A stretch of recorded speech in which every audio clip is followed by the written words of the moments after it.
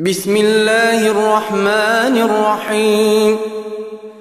يسألونك عن الأنفال قل الأنفال لله والرسول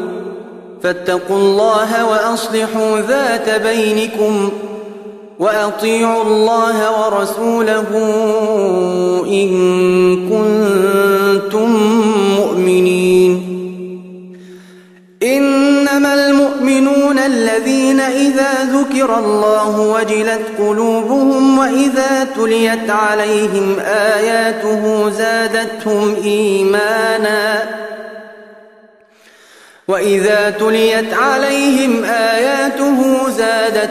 إيمانا وعلى ربهم يتوكلون الذين يقيمون الصلاة ومما رزقناهم ينفقون أولئك هم المؤمنون حقا لهم درجات عند ربهم ومغفرة ورزق كريم كما أخرجك ربك من بيتك بالحق وإن فريقا من المؤمنين لكارهون يجادلونك في الحق بعدما تبين كأنما يساقون إلى الموت وهم ينظرون وإذ يعدكم الله إحدى الطائفتين أنها لكم وتودون أن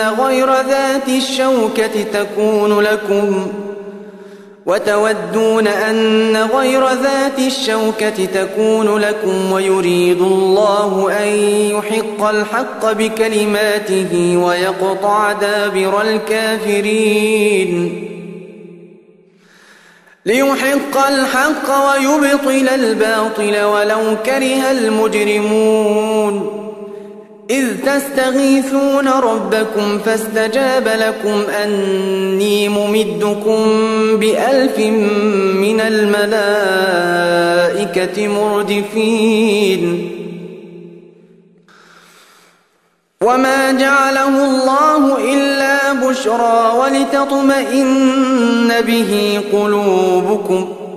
وما النصر إلا من عند الله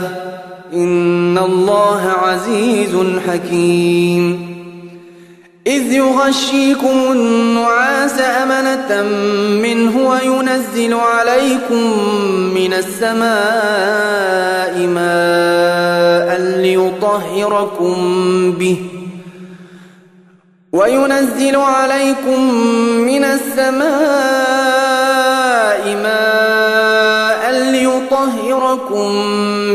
ويذهب عنكم رجز الشيطان وليربط على قلوبكم ويثبت به الأقدام إذ يوحي ربك إلى الملائكة أني معكم فثبتوا الذين آمنوا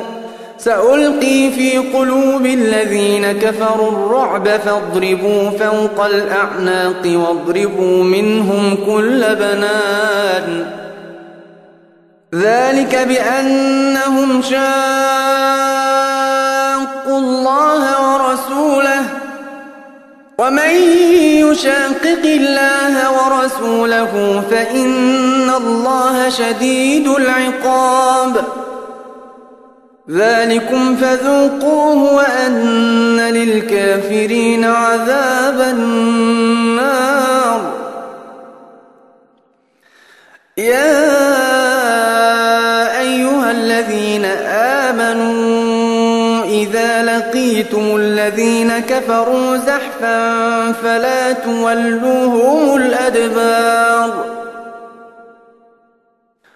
ومن يولهم يومئذ دبره